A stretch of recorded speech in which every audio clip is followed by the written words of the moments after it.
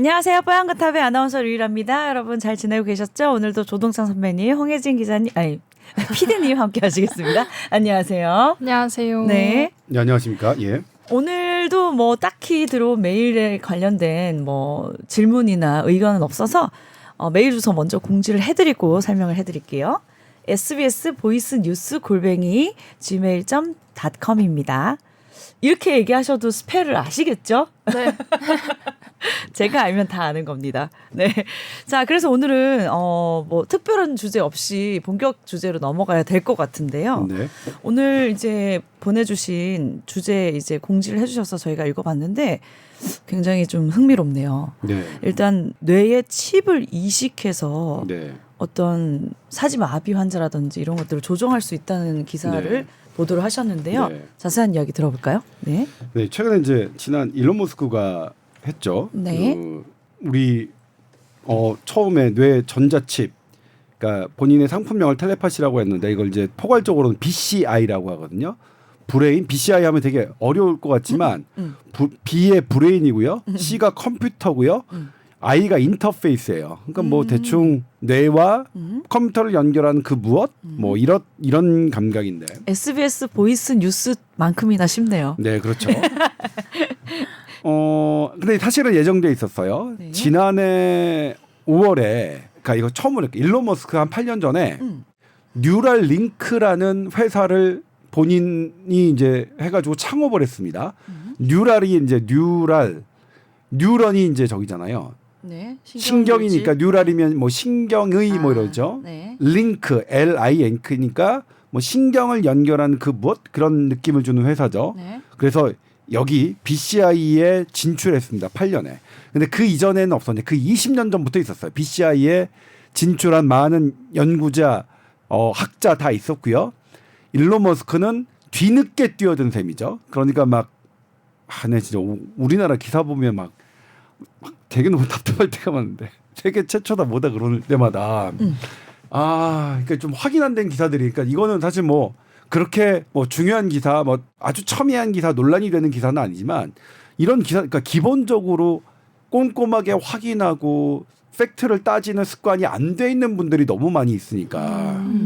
지난번에 도파민 중독도 제가 그렇게 말씀드렸지만 너무나, 그러니까 그렇게 안 되니까 말하기 좋아하는 사람, 그러니까 이상한 사람들. 저는 그래서 최근에 제가 근데 이게 우리 최근에 이제 뽀얀거탑을 들으시는 사내분들이 너무 그러니까 많지는 않지만 있으셔서 말씀드리는 게 좀 부담스럽기도 하지만, 과연 내가 가야 되는 길이 과연 계속 방송이냐, 이런 회의감이 드는 건 뭐냐면, 방송에 나오는 사람들이 너무나, 그러니까 진짜들은 안 나와요. 나는 진짜인 삶을 살 것이냐, 그냥 아주 표면적인 삶을 살고 왜곡하는 삶을 살 것이냐에 대한 제 개인적인 좀 질문을 좀 하게 됐어요. 이번에도 마찬가지지만 왜요? 진짜 그냥 이게 별로라고 생각 드시면 네. 진중하게 제대로 하시면 되는데 방송엔 그게 아니 근데 그게 불필요할 경우도 있나요? 안 맞는 것 같아요. 그러니까 이번에도 뭐냐면 네.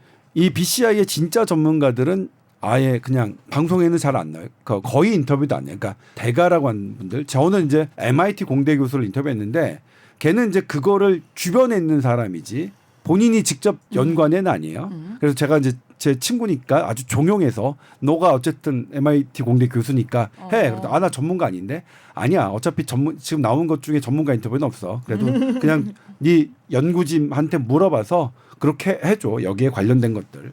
한번 그럴 지경이에요. 그러니까 네. 너무 방송과 이 어떤 하나의 외기를 타고 하는 것과는 결이 다른 거 아니야? 나는 보면 작가님들도 그런 것 같아요. 제가 실은 아주 좋아하는 작가가 저는 드물어요. 저는 제가 글을 잘 못 쓰지만, 그리고 책을 되게 전문가도 아니고 문외한이고 그렇지만 제 나름 되게 까다롭습니다. 저는 작가를 함부로, 글 잘 쓰는 사람을 함부로 좋아하지 않습니다. 글을 잘 쓰는 건 두 개가 있어야 되는데, 글재주가 뛰어난 거하고 본인의 이게 식견하고, 그러니까 아주 놀라운 인품과 이런 것들이 같이 이 매칭이 돼야 좋은 글인데 거의 없는, 되게 어려워요. 그래서 글재주 좋은 사람들은 되게 많아요. 근데 딱 글은 재밌게 읽지만 남는 게 하나도 없고, 그리고 그런 애들이 이제 하는 게 뭐냐면 좀 더 악의적으로 가요. 나쁘게 가요. 의사들 중에도 있어요. 글재주만 있지만 점점 글이 나빠지는 네. 그게 인품이 딱 보는. 근데 그런 애들의 특징은 뭐냐면 방송에 정말 많이 나오기 시작해요. 저는 망가졌을 때 와 정말 아끼는 그리고 뭐냐면 제가 정말로 좋아했던 작가 그러니까 하나만 하게 제가 여기 오기 전에 이제 한강 작가님이 지금 어떻게 하고 있을까? 최근에 방송이나 이런 데 거의 안 나오시죠. 네. 그러니까 저는 그분의 처음에 책을 딱 접했을 때 정말 놀라웠고 그다음에 뭐냐면 제가 이제 그 당시에 SNS에 저는 지금 SNS를 하긴 합니다만 뭐 거의 쓰지는 않는데 했던 이유가 진짜로 저는 그분을 잘 몰라요. 한 번도 대면해 본 적이 없는데 그 책을 써줘서 감사하다는 생각이 들었어요. 와 이런 책을 써주셔서 이런 거를 사실은 기자들이 저 같은 이런 사람들이 물론 이렇게 그 당시에는 목숨 걸고 당시에 이제 뭐 70년대 80년대 이런 기자분들은 제가 함부로 할 수가 없는 게 그분들은 목숨 걸고 쓰셨던 분들이잖아요. 왜냐면 제 성당 교리교사 선배의 아버님이 당시 70년대 동아일보 기자였는데 그냥 동네 논두렁 하수구에서 변사체로 발견되셨어요. 그때 어쨌든 정부의 이런 독재 정권을 하는 비판 기사를 쓰셨었고 그래서 그 선배는 제가 보기에 그러니까 골수 그 당시에 대목군이었어요. 저는 그렇게 이해가 안 되고 아직 세상이 변했는데 당신의 삶이 이렇게 계속 그때에 매몰돼서 데모를 한 게 맞느냐. 그것도 아주 너무 과격하게 해서 저는 별로였거든요. 근데 나중에 그 얘기를 듣고 나서는 그거는 내가 함부로 건드릴 수 없는 개인의 어렸을 때 역사가 있구나. 아무튼 뭐 그런데 지금은 사실 그때보다는 훨씬 어쨌든 기자 일 하기는 좋은데 우리는 과연 조동찬은 과연 그때 이 업을 하셨던 그분들 목숨을 가셨던 그분들의 부끄럽지 않을 만큼의 그런 치열함 이런 것들은 있을까 하는 게 조금 뭐 약간 제가 스스로 반성이 될 때는 있는데 그럼에도 불구하고 제가 기사를 통해서 보는 것보다 전 기사를 통해서 그런 거 보는 것도 너무 좋아요. 그런 기자님 막 구독 누르고 좋아요 누르고 막 그럽니다. 사실 후원도 하고 싶고 막 그래요. 그런 좋은 기사를 쓰시는 기자님들한테는. 근데 어쨌든 책 분야에서는 아무튼 그랬어요.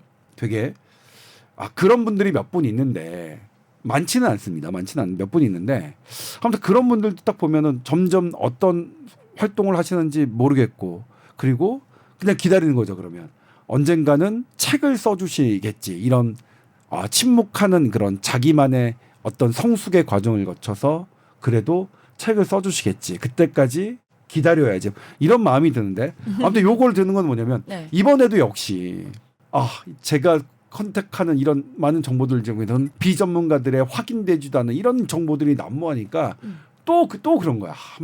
아무튼 그렇습니다만 어쨌든 일론 머스크의 이런 뇌 전자 장치를 사람에게 이식했다는 그런 소셜 미디어에 발표하면서 그게 이제 외국에서 화제가 되고 우리나라에서 화제가 되면서 이 분야가 지금 어디까지 와 있느냐 요걸 취재하는 과정은 대단히 저는 개인적으로는 즐거웠습니다. 그렇네요. 네. 뭐 얼만큼이나 대단하게 뭐 이렇게 우리가 놀랄 만한 소식이 있나요? 일단 우리 홍 PD가 남자친구 있죠. 네. 그다음에 제가 다른 연예인 원빈 그다음에 조동찬 원빈 이렇게 남자친구 이렇게 딱 해요. 원빈 몰라요, 근데. 원빈? 원빈 알죠. 요즘 연예인으로 하세요. 요즘 연예인 누가 있을까? 마지막 연예인이 누구시죠? 마지막 연예인이 누굴까요? 너 좋아하는 연예인 누구야? 저요? 정혜인? 정혜인 좋죠. 네, 정혜인 정혜인 좋아. 좋아. 떠올렸다. 좋아요. 남자친구 정혜인 조동찬이 있어. 네. 그럼 이제 딱 사진을 보여줘. 그러면 그 사진을 본 걸로 누가 진짜로 누굴 제일 좋아하는지 조동찬이 알 수 있을까? 제가 알 수 있을까 없을까요? 알 수 있지 않을까요? 어떻게 알 수 있을까요? 약간 표정의 변화, 미묘한 차이? 네. 표정의 변화? 눈빛의 변화. 그렇다면 제가 가림막이 있어요. 음. 내가 홍 PD의 얼굴을 볼 수 없어. 알 수 있을까 없을까요? 그거는 좀 전혀 어려울 것 모르지. 같은. 네. 근데 네. 네. 뇌기능 MRI, 펑셔널 MRI를 장착시키면 저는 알 수 있어요. 제가 이거 12년 전에 SBS 8시 뉴스로 방송까지 했습니다. 사랑 측정할 수 있습니다. 그리고 그때 대상자에게 똑같이 했습니다. 본인의 남자친구. 그 남자친구가 지금은 결혼해서 애를 셋인가 둘인가 셋인가 괜히 그 실험 하는 바람에 결혼까지 한 거 아니야? 미안해서. 했고요. 그리고 그때 했던 연예인이 원빈이고요. 그다음에 전혀 모르는 남자 이렇게 3명을 했어요. 네. 예. 그러니까 다른 나라에서 한 실험을 재현한 거죠. 서울대 정신과학 권준수 교수님께서 도와주셔서 네. 했더니 정말로 본인의 남자친구에는 뇌의 활성도가 다르게 나타났어요. 근데 우리 도파민 그 연구팀이 봤던 도파민계의 활성도가 원빈을 봤을 때와 뭐 이렇게 차이가 났었습니다. 그러니까 뇌를 파악하는 기술은 예전부터 잘 되고 있어요. 뇌가 지금 어떻게 생각하는지 물론 다 파악한다고 할 수는 없지만 너 누구 좋아해? 너 뭐 하고 싶어? 너 지금 오른팔 움직이려고 하는구나. 너 왼쪽 다리 간지럽네. 이거는 알 수가 있어요. 참고로 지금 그 실험에 참가했던 그 학생은 그 이후에 지금 12년 지났으니까 우리나라에서 의과대학을 졸업해서 전문의를 따고 지금은 하버드 의대에서 지금 교직을 생활하고 있습니다. 되게 잘 됐죠. 네. 근데 집이 부자예요, 그 친구도. 부자여야지 잘 되는구나. 아무튼 네. 그런데 이 뇌기능 MRI, 펑셔널 MRI는 무겁고 장치가 크죠. 이거는 사람이 착용하고 이렇게 할 수가 없잖아요. 그러니까 이거는 상업적 가치가 없어요. 떨어지는 거예요. 네. 그래서 이거 뇌기능 MRI는 훨씬 더 잘 알아요. 내가 누구 좋아하는지 뭐 하고 싶어 하는지 훨씬 잘 알아요. 근데 이건 너무 이게 무겁고 불편하고 커다란 장비야. 그러면 어떻게 하지? 뭘로 할 수 있을까? 우리 병원 가면 뭐 할 때 뇌파를 찍잖아요. 네. 수면 다원 검사할 때 뇌파는 그래도 착용할 수가 있네. 오 그래. 펑셔널 MRI보다는 정확하지 않지만 뇌파는 어쨌든 착용하고 뭐 그런 거니까 이걸로 하면 좀 할 수 있지 않을까. 그래서 뇌파를 에 대한 연구가 확 진행됐어요. 막 진행된 거예요. 우리 2014년 브라질 월드컵 때 다 기억하지 못하시겠지만 네. 그때 하반신 마비 청년이 네. 이 뇌파 장치를 딱 쓰고 네. 로봇 다리를 딱 착용했어요. 그래서 내가 일어나고 싶은 생각을 딱 하면 일어났고요. 내가 일어나려고 해. 그다음에 찬 공을 차야지라고 생각하면 로봇팔이 딱 했습니다. 그건 2014년에도 있었어요. 2014년에도 있었습니다. 그런데 이번에 앨런 머스크가 그러니까 3년 전에 원숭이를 했죠. 원숭이가 이제 똑딱똑딱 막 게임을 해요. 이게 뭐냐면 그 화면 모니터에 구슬 땅땅땅땅땅 내려오면 이게 내려오는 거 화면 밑으로 빠지면 게임이 끝나는 거니까 이 나의 커서 이걸 움직여서 뚝 다시 튀겨나가게 하는 거죠. 이걸 합니다. 근데 보통 제가 이 말씀을 주변 분들한테 드리면 원숭이가 그런 게임도 해? 네 해요. 원숭이 그런 게임 합니다. 저는 제 동물 연구를 볼 때마다 저는 정말 진짜 동물에도 영혼이 있는데 네. 그런 생각이 좀 들어요. 그렇네요. 제가 육식을 하는 게 조금 죄책감이 좀 들어요. 근데 그거를 하는 제 이런 말씀을 드리면 자연학자들은 너는 식물을 폄하하냐? 식물은 영혼이 없는 것 같아? 그것도 그래요. 식물도 영혼이 있는. 난 얼마 전에 그 생각도 했는데 뿌리가 이렇게 내려가 있으면 죽은 건 아니죠.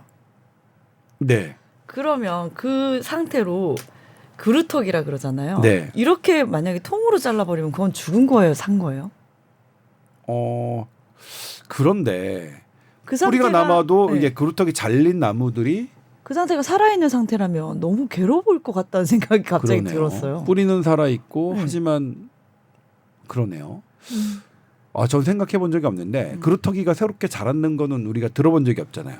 그러니까 그루터기는 그루터기로 남겠죠. 그런데 그 뿌리는 그렇다면 없어져야 아마도 되는데. 그 다음부터의 인생은 뿌리 자체의 생존이겠죠. 그동안은 뿌리가 나무와 잎사귀와 열매를 맺기 위한 어떤 과정이라면 그 다음부터는 뿌리 자체의 생존을 위한 삶이 아닐까? 그런 생각이 좀 드네요. 안 그래서 돼봐서 모르겠어요. 근데 저는 갑자기 그러니까 제가 약간 생각이 비약되는 그래서 제가 논리적으로 많이 비약이 돼서 주변 분들이 조동찬 너 무슨 말하는지 못 알아듣겠어. 그걸 저는 참 많이 듣거든요. 어렸을 때부터 참 많이 들어요. 저는 난 그런 부분이 좋은데 선배님의. 생각이 비약에. 저는 그렇게 잠깐 그루터기를 여기서 들은 건데 그루터기 어쨌든 뿌리가 나무를 맺게 하고 잎사귀를 물을 공급하고 영양분을 공급하고 열매를 맺게 하는 건 뿌리에겐 되게 힘든 일이었을 텐데 막상 그거를 없애고 나면 뿌리도 더는 할 게 없어서 뿌리가 더 번식하지 못하고 오히려 자기의 삶에만 끝나는 그런 것 아닌가? 저는 뭐냐면 이거는 좀 죄송합니다. 제가 이제 교리교사 출신이니까 네. 십자가를 짊어진다는 게 어떤 의미냐면 십자가의 길을 할 때 항상 그 마지막 구절이 나와요. 십자가의 무게가 버거울지나 그 무게가 너를 지탱하게 할 것이라는 말씀이 있어요. 아주 예전에 오래전에 했던 거라서 그냥 잊고 있었는데 지금 왠지 그 구루터기를 딱 하니까 그 문구가 떠올랐어요. 이거 비약이죠, 저의 아주 논리적이지 않는 비약인데 아무튼 예전부터 이 기술은 있어 왔습니다. 네. 원숭이가 근데 아무 장치 없이 일단은 그 커서를 움직이는 것까지는 한다는 거죠. 네, 해요. 우리보다 잘하진 않겠지 그래도. 사람만 못하지만 네. 쭉 보면 제법 해요. 그래서 그다음에 그 최근에 또 그 우리 쇼츠로 이것도 이게 페이크인지 진짜인지 모르지만 고릴라한테 마술을 보여줬더니 고릴라가 뒤집어져서 웃는 거 있잖아요. 못 봤는데 있었어요. 여러 가지가 사실은 조금 제가 이제 사람 뭐냐면 같아. 네. BCI와 몽키를 많이 찾아보니까 그 영상도 링크가 된 것 같아요. 저한테 연결돼서 온 그랬나 것 보다. 같은데. 네. 그런데 이제 착용하는 건 됐어요. 네. 근데 이제 전기 있잖아요. 전기 신호는 아주 그 외부 물질에 민감하잖아요. 특히 물기, 습도, 머리카락 이런 것 때문에 오류가 날 수밖에 없죠. 외부에 착용하는 거는. 그렇죠? 특히 민감한 순간에 아주 중요한 내가 막 심장이 쿵쾅쿵쾅 뛰고 뭐 이런 순간에 어떤 아주 작은 전기량은 커다란 변화를 야기할 게 분명한데 그때 땀이 나거나 이렇다면 신호를 잘못 파악할 수 있잖아요. 네. 그래서 뇌로 씌우는 거 하는데 이거 일단 계속 그걸 쓰고 있는 것도 좀 그렇고 그다음에 이거 뭐 정확도가 떨어지니까 어떡하지? 네. 그럼 어떻게 해야 돼요? 그러니까 안으로 들어갔어요. 뇌 안으로 넣기 시작하는 거예요. 네. 너무 단순해요. 네. 그러니까 세상의 모든 이런 것들은 흐름은 복잡하지 않습니다. 저는 뭐라고 하냐면 우리가 복잡다단할 것 같은 수많은 것은 코끼리를 냉장고에 넣는 것과 다르지 않다. 코끼리 시간이 냉장고 지나면 아잖아요. 단계별로 코끼리를 해결책이 나오죠. 냉장고 네. 문을 열고 코끼리를 넣고 냉장고 문을 닫는다예요.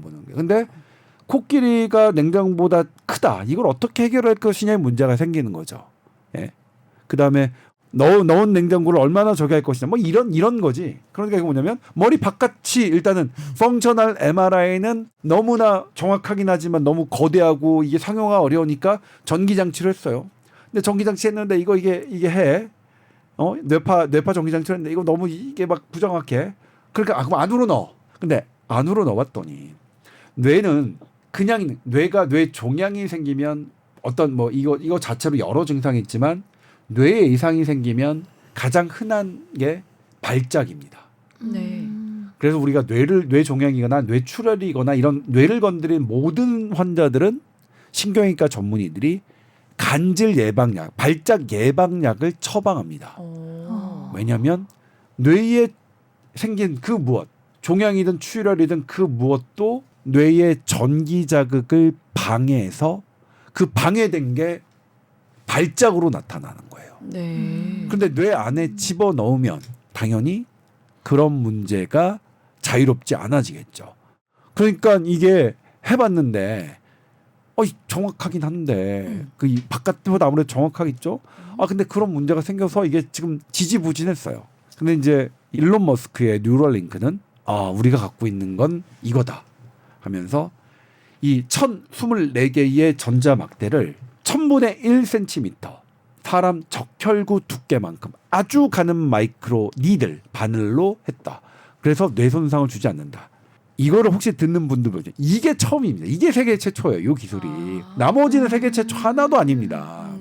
근데 막 쓰셨죠 기사들을 막 세계 최초다 뭐다 했죠. 요 기술이 세계 최초인 거예요. 네. 예? 마이크로 니들 1024개를 이렇게 한 게 세계 최초입니다. 예? 나머지는 다 있던 원리입니다. 예? 그러니까 이제 온 거죠. 그러면 자 여기까지입니다. 네. 자, 그럼 여기죠. 일론 머스크가 얘기했어요. 일단 그 치매나 파킨슨병처럼 난치성 뇌질환, 뭐 그다음에 척수마비 이런 환자들이 다 일어나게 할 것이다라고 했는데, 이거는 좀 너무 나갔어요. 예를 들면 뇌는 우리 사람 보면 어떻습니까? 생각하고 내 팔을 움직이죠. 팔을 움직이는데 지금의 기술 원숭이는 뭐냐면 원숭이의 생각을 읽어서 로봇 팔에 던져라 하는 거죠. 원래는 어떻게 해야 돼요? 원숭이 팔에 마비된 원숭이 팔에 전달해서 하는 게 원래 궁극적인 목적이겠죠. 네. 예? 로봇 팔에 전달하는 거잖아요. 네. 사실은 우리가 마비 환자에게 우리가 추구하려고 하는 거는 마비된 팔, 마비된 다리로 움직이게 하는 게 시도였어요. 근데 그게 너무 어려워요. 너무 안 되는 거야. 그건 우리가 잘 몰라요. 요 영역은 지금 어디까지 되는지 제가 이제 리뷰를 해봤더니 아직 손가락 손밖에 안 돼요. 손가락 손만 움직이게 하는 거예요. 지금 우리가 네. 마비된 환자는. 근데 일론 머스크는 이 전자장치를 어떻게 했어요? 주변의 전자장치에 연결한다고 그랬죠. TV, 에어컨. 그러니까 기법으로 보면 목표로 보면 후퇴한 겁니다. 그 환자의 팔과 다리를 연결시키는 게 목적이 아니라 그 칩에 전자장치를 TV, 에어컨에 한 거죠. 그러니까 방법으로 보면 후퇴한 거예요. 목적으로 보면. 네. 근데 그런 말 어디에도 없죠. 어디에도 없죠. 근데 이거를 분야했던 뇌과학자들은 다 그런 거예요. 지금 다시 다 그걸로 해가지고 그걸 잘하겠다는 거잖아. 그럼 그걸 잘하겠다고 해야지 여기다가 왜 뇌 난치성 뇌질환 이런 거를 한다고 얘기해? 아니잖아. 일단 기본이 전자장치 연결하는 거죠. 망가진 뇌에 손상된 뇌신경에 연결하는 게 아니죠. 다만 그건 있죠. 로봇팔, 로봇다리, 휠체어 이런 것들이 정교하게 개발된다면 그것과 연결해서 로봇팔, 로봇다리로 할 수는 있겠죠. 네. 로봇캅처럼. 네. 그리고 로봇캅 이전에 제가 어렸을 때 태권브이처럼 태권브이가 있잖아요. 거기에 탄 철이가 이렇게 하면 태권브이가 거기에 그걸 따라 움직이거든요. 그리고 이게 되게 그건 되게 웃긴데 그래가지고 나는 알아들었다. 태권브이가 그래요. 근데 난 그런 상상, 그러니까 태권브이의 탄 처리가 움직이는 대로 태권브이 로봇은 움직입니다. 근데 그게 한 30년도 더 됐는데 어떻게 그런 상상을 했는지. 와, 일체형도. 아바타라고 얘기하면 알아들을 수 있겠네요. 약간 비슷하다. 아바타도. 아바타? 저건 근데 아바타를 정확하게 몰라요. 아바타는 내 거를 조금 더 이게 하나의, 그러니까 예를 들면 복제 같은 건가요? 뭐라고 해야 되나? 다른 종족 몸에 네. 몸을 만들어서 뇌 칩을 거기다 넣는 거니까. 그러니까 그거는 이제 브레인 트랜. 그거는 그냥 사실 뭐냐면 제가 아바타는 못 봤어요. 그 애니메이션을. 그러니까 그 유명한 거를 왜 안 봤느냐 모르겠어요. 저랑 아직 팔자가 안 된다고. 제가 아바타 영화를 못 봤어요. 그래갖고 사실 이제 무슨 아바타다 뭐하다 할 때 저는 그때마다 좀 어려워요. 아바타 얘기하면 아바타가 뭐라니까 나는 뭔가를 대신하는 건가? 아무튼 네. 그런 로봇 태권브이의 그런 거. 근데 거기서 또 뛰어난 게 뭐냐면요. 태권브이가 맞으면 뭐 공격을 나면 처리도 아파요. 와, 로봇의 감각도 우리가 느끼는 일체형. 와, 이게 사실 궁극적으로 가야 될 목표예요. 이 분야가. 와. 근데 그거를 어렸을 때 봤던 로봇 태권브이의 똘이, 와. 전 사실은 이걸 취재하면서 되게 놀라웠어요. 이건 로봇캅보다 이것도 제 이제 그런데? 중고등학교 때 했던 로봇캅은 훨씬 더 진전된 버전이긴 하지만 로봇캅은 단순히 운동 기능이었습니다. 맞아. 운동 기능만 일체한 거지 태권브이처럼 감각도 있지 않나요? 일체화된 개념은 아니었거든요. 그러니까 이 로봇캅보다 훨씬 20년 전에 나왔던 태권브이가 훨씬 더 진전된 개념인 거예요. 만화는 훨씬 더 서툴지만 개념 자체는 훨씬 더 진전된 개념이라는 거 좀 이번에 다시 생각할 수 있었고요. 아무튼 그렇습니다. 이번에 뉴랄링크가 제시한 이거는 이렇게 로봇 다리를 움직이는 기술로 뇌질환 환자들을 어떻게 일상생활을 가능하게 도와줄 거라는 기술이지 이것이 뇌질환 자체를 어떻게 해보려는 기술 자체가 아니다. 목표가 아니다. 이런 기사도 한 번도 안 보셨죠. 제가 지금 말씀드리는 거. 네. 그렇죠. 안 보셨죠. 네. 그러니까 제가 막 이게 하는 거예요. 답답해. 너무 답답해. 그러니까 이런 것조차도 정말 그러니까 확인하지 않고 기사 쓰고 막 하는 게 이 습관이 된 사인가? 내가 지금 이 하는 내가 지금 종사하고 있는 분야가 네. 그리고 그런 기사들이 더 먹히는 조회수가 하는 그러니까 뭐냐면 제가 이제 아까 방송 이 얘기도 했던 게 뭐냐면 결국 내가 조회수로 승부해야 되는 걸로 딱 내 평가 당한다면 평가가 된다면 어. 저는 가능성이 없습니다. 그게 저는 그건 확실해요. 전 몇 번 말씀드렸지만 저는 대중성이 없고 뭔가가 어떤 제목을 달아야 조회수가 높을지 저는 그 재능이 없고 일단 저랑 맞지 않아요.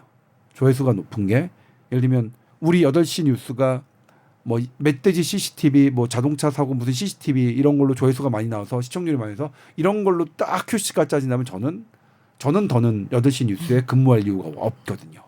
저는 그렇게 생각하니까 아무튼 뭐 그렇습니다만 네. 그렇습니다. 그렇습니다만 그렇군요. 그렇습니다. 예. 그러니까 이게 다 알아들어요. 뇌질환 이런 네. 파킨슨병 이런 것과 지금 노린 것은 아니다라는 거고요. 그러니까 이게 그다음에 이제 뭐 뇌 질환 다른 거에 대한 발전 가능성이 있는 건 아니다. 네, 목표 자체가 그렇고요. 그 목표를 해서 도전하는 분들이 있습니다만 지금 뉴럴링크의 도전은 그분들의 보조가 장비 회사지 질병 회사는 아니다라는 거죠. 장비 회사. 네. 질병 자체를 어떻게 컨트롤해서 그 환자의 팔과 다리를 움직이려는 회사는 아니다. 네. 팔과 다리를 움직이려는 학자들도 현재 공존한다. 있다. 그다음에 제가 좀 놀라웠던 게 일론 머스크가 기억을 딱 보관해서 백업하겠다라고 했어요. 저는 그때 뭐냐면 진짜 실시간으로 빵 터졌어요. 왜요? 기억이 얼마나 어렵냐면요. 자, 기억을 복원할 수 있다는 건 치매 그쪽으로도 그럼 가능성이 있다는 건가? 네, 만약 네. 그렇다면 가능성이겠죠. 근데 우리가 왜 치매약이 안 나오냐면 치매가 왜 그런지 몰라요. 왜냐면 기억을 잘 몰라요. 그러니까 그건 알아요. 우리가 해마라는 거 있잖아요. 해마가 없는 환자를 봤더니 기억을 잃어요. 해마가 기억에 열나 중요하네. 그다음에 전두엽이 망가진 사람은 또 잘 못해요. 그러니까 해마와 전두엽이 왔다 갔다 하는 게 되게 중요하네. 그다음에 잠을 못 자면 해마에 있는 게 요로 잘 못 오네. 그러니까 잠을 못 자면 기억이 떨어지네. 이런 건 알아요. 근데 기억이 어떻게 구조적으로 하는지 우리 몰라요. 자, 두 가지인데 해마가 우리가 있잖아요. 해마가 지난번에 말했지만 용량이 되게 작죠. 해마뿐만 아니라 뇌가 되게 작죠. 근데 기억의 용량 우리 영상만 하더라도 하드웨어 뭐 200기가 500기가 막 하면 점점 이게 해가지고 용량 넘치잖아요. 계속 네. 뭘 지우거나 뭘 해야 되잖아요. 네. 그런데 우리의 이런 어마어마한 용량은 어떻게 되는 거지? 그래서 생각하는 게 이제 바둑판이거든요. 바둑판은 19 곱하기 19잖아요. 네. 근데 바둑의 수가 뭐냐면 2 곱하기 10의 170 승계입니다. 이게 뭐냐면 이거는 이제 뭐 숫자로 표현할 수 없지만 뭐냐면 우리 우주 안에 있는 먼지 개수보다 많은 숫자입니다. 바둑의 수가. 그러니까 19 곱하기 19가. 그러니까 경우의 수. 네, 경우의 수가. 우리 뇌세포가 갖고 있는 이 구조 이런 바둑 수처럼 네. 이렇게 구조적인 수순 이런 걸로 기억이 되는 것 아닐까? 이런 생각을 지금 하고 있고요. 그래서 이런 관련된 연구가 있습니다. 우리나라에서도 몇 년 전에 했는데 카이스트 그 박사님께서 이 신경의 이런 시냅스 구조, 이 구조로 이게 기억이 관여된다. 근데 그거는 예전부터 이제 그런 이론이 등장했었고 일명 바둑판 원리거든요. 이게 구조되는 게 또 하나가 뭐냐면 제가 몇 번 말씀드렸지만 블랙홀의 원리 아닐까? 모든 게 확 그 좁은 공간에 밀도 있게 모든 게 확 응축되는 그렇게 설명하시는 학자도 있고요. 바둑판의 원리 19 곱하기 19 제한된 숫자가 무한대의 경우 수를 만들어내는 그게 아닐까라는 그다음에 또 하나 신비한 게 있어요. 그 뇌세포가 평생 유지되는 게 아니라 해마가 1년에 한 1.7%씩 새로 바뀌어요. 1년에 1.7%씩? 그게 한 2013년인가? 한 10년 정도 됐어요. 그러니까 뇌세포는 하나도 안 변할 줄 알았는데 연구를 해보니까 뇌세포가 변해요. 뇌세포도 계속. 네. 근데 1년에 한 1%라고 쳐도 한 50년 지나면 많이 까먹네. 한 50% 1년에 1%는 아마 복리니까 50% 이상일 거예요. 그렇죠? 응. 이상이야. 근데 우리가 그러면 한 50년 지나면 과거의 기억은 싹 사라지고 최근의 기억만 상당수 남아 있어야 될 것 같잖아요. 그건 아니잖아, 근데. 근데 치매 환자들의 특징은요. 옛날 기억을 더 잘하죠. 옛날 기억만 남습니다. 네. 최근의 기억이 없고요. 정반대잖아요. 이거 어떻게 어떻게 설명하냐고요? 설명 못 하고 있지롱. 왜 먼 기억만 있고 가까운 기억은 없는지. 그리고 뇌세포는 계속 이렇게 1년에 1점 몇 %씩 계속 하는데 얘네들은 도대체 어떻게 그 과거에 50년 전 이상의 기억을 어떻게 야, 내가 너한테 이 기억만은 너한테 전달해 주고 싶어. 이런 걸까? 내가 가기 전에 이 기억만은 너 갖고 가. 이런 걸까? 아무튼 모릅니다. 기억이 어떻게 되는지 모르는데, 사람의 뇌의 기억이 어떻게 되는지 모르는데, 전자장치를 사람의 마음을 뭐 하는지 알아낼 수 있다고. 그거는 일론 머스크 회사가 먼저 알아낸 것도 아니죠. 다른 데서 먼저 알아냈고, 먼저는 펑셔널 MRI로 먼저 알아냈고, 그 다음에는 이 EEG로도 파악한 거고, 고작 이 수준인데 사람의 기억을 백업시킬 수 있다. 목표라면 모르겠지만, 근데 현재 기술이 그쪽 목표로 가고 있지도 않은데, 예. 그런 측면에서 전 여기서 이걸 어디까지 고지고대로 믿어야 되지? 라는 생각을 했어요. 아마 미국에서는 일론 머스크 주식, 그러니까 거기 테슬라 주식이 왔다 갔다 했다. 그리고 주식이 낮아질 때마다 이렇게 일론 머스크 한다라는 그런 논평도 있긴 한데, 전 그런 면에서 상당히 부풀려서 과장되게 예. 표현한 건가? 되게 이 부분은 제가 말씀드렸죠. 기억?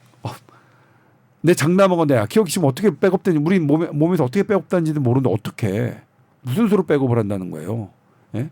알지 못한 상태에서 백업, 이건 분명히 이건 거짓말이라고 생각해요. 그리고 그런 거짓말이 그러니까 거짓말 혹은 논리적 비약이죠. 황당무계한 소리인데 너무 여과 없이 그러니까 어쨌든 막 한다. 근데 그래도 미국 언론에는 비판하는 이런 것들이 조금 있어요, 뒤에 가면. 아무튼 그래요. 재밌었지만 네. 한편으로는 여전히 씁쓸하고, 그러면서도 이번에도 뭐냐면 이거를 하시는 분들은 동물 실험을 많이 하시는데 언론에 노출이 안 되는 이유가 뭐냐면 이게 거의 다 국가 기밀입니다.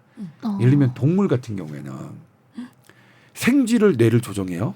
그럼 얘한테 아주 생화학 무기 있잖아요. 실어가지고 군사 무기로 이용할 수 있잖아요. 이거 우리나라도 실험하고 있어요. 이거 실험할 때 제가 아는 신경외과도 협조를 했습니다. 참여했죠. 근데 그 자료 보여달라고 하니까 못 보여주셨어요. 왜냐면 국가기밀에서 안 된대요. 그렇습니다. 그러니까 이 분야의 진짜 기술자들은 사실은 언론에 노출되지 않을 가능성이 높고요. 그리고 인공지능도 마찬가지지만, 그런 면에서 저는 사실 이 사람의 뇌는 제가 이번 생에는 이렇게 도와주는 장치, 그러니까 이 파킨슨병 환자, 치매 환자 이렇게 도와주는 것, 치매는 사실 모르죠. 이 의식 자체가 내가 뭘 원하는 것 자체를 어렵기 때문에 사실 알츠하이머 치매를 언급한 거는 사실 더 부적절해요. 예. 뇌의 의도가 사실은 불분명해지는 아주 고약한 질병이라서 의도가 뭔지. 근데 예를 들면 파킨슨병이나 의도는 멀쩡한데 몸이 움직이지 않는, 그다음에 루게릭병 이런 것처럼 그런 분들한테 의도는 명확하지만 팔다리가 움직이지 못하는 분들한테 도움을 주는 그런 걸로는 발전했으면 좋겠어요. 오늘도 그러니까 이 기사 이제 타이틀만 봤을 때는 일론 머스크가 뭔가 대단한 걸 발견해냈나 하고 봤는데, 아니 근데 그런 반을 마이크로칩 니들 이거를 한 거는 거였다. 대단한 건 대단한 거죠. 네, 조금 대단한 건 깊은 대단한 거죠. 팩트를 예. 네. 알려주셨다는 얘기를 하려고. 아니 네. 사실 솔직히 말씀드려서 네. 이게 깊은 팩트인가요? 아니 우리는 알 수는 없으니까. 맞아. 그러니까 깊은 팩트가 아니라 그냥 그야말로 그야말로 이거 팩트. 지금 일론 머스크가 한 거 이거 어렵지도 않아요. 사실은 딱 해보면. 근데 그게 그러니까 그 부분이 조금 안타까웠어요. 그러면서 그냥 여러 작가님들을 보고 최근에 이제 제가 하면서 유튜브를 보면 이제 제가 이제 아까 한 게 뭐냐면 제 주변에서 그냥 언뜻 아는 사람들 중에서 그 사람의 망가짐의 척도를 뭘로 보느냐? 망가짐? 망가짐. 망가짐의 척도가 방송에 출연 횟수? 이런 거라. 그러니까 아무튼 그래요. 그런 것 때문에 저도 사실 되게 좀 사실 고민인데 제가 방송 기자하면서 이런 말씀을 드리는 건 되게 부적절하고 그렇긴 한데 선배님 두 가- 방송 기자잖아요. 아니 어쨌든 방송 기자지만 방송에 계속 나오는 어쨌든 기자가 아니라 그냥 기자가 아니라 방송 기자니까요. 네. 그런 두 가지가 저는 돼야 될 거예요. 방송도 좀 더 조금 그러니까 예를 들면 조회수로 추구하는 게 아니라 사실 진짜 있는 진짜 배기를 추구해주는 노력이 좀 필요하고 그리고 모르겠어요.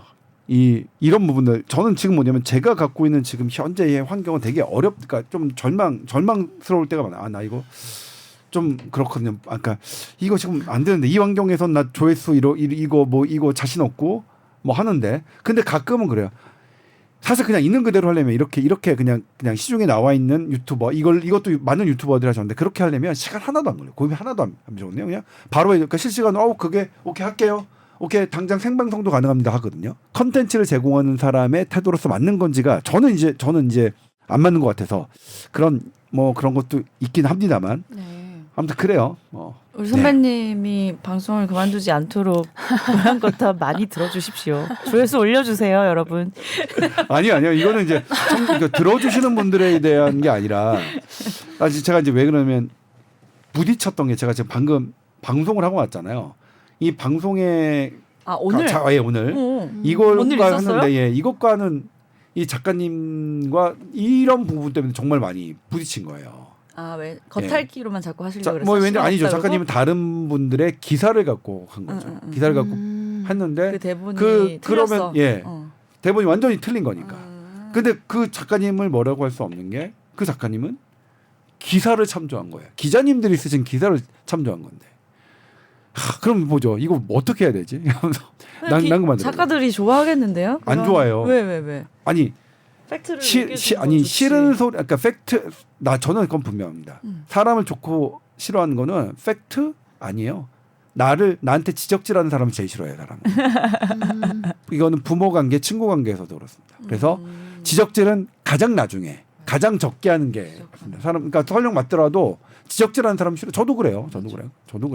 그래서 싫어해요. 그러니까 그러니까 사실 이거를 저는 이제 뭐냐면 지적을 지적질이라고 안 느끼게 하는 표현을 저는 배워야 될 필요가 있어요.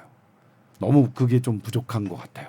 그래서 주변 사람들이 늘 꺼려하는 작가님들, 그러니까 조동찬 오늘도 그 작가님들 얼마나 싫을까. 저 새끼는 그냥 대충 넘어가고 지가 알아서 그렇게 생각할까? 지가 알아서 이렇게 거기 본방송에서 지가 알아서 대충 교정해서 얘기하면 되지. 그걸 왜 사전에 저렇게 할까라고 하실 것 같아요. 사실 그냥 그렇게 생각하셔도 그게 맞는 부분이 있거든요. 아무튼 근데 개인적으로는 너무 좀 이렇게 재밌는 주제를 하면서도 저 개인적으로는 이런 고민이 조금 있었다. 그 정도. 뽀얀거탑에선 아무도 지적질할 사람 없으니까 이게 최고의 방송이 될 수밖에 없겠네요. 알겠습니다. 네. 자, 오늘도 너무나도 흥미롭고 재밌는 팩트 이야기 해주셔서 감사드리고요. 설 연휴 잘 보내시고 저희는 또 다음 주에 뵙겠습니다. 감사합니다. 네, 고맙습니다. 감사합니다.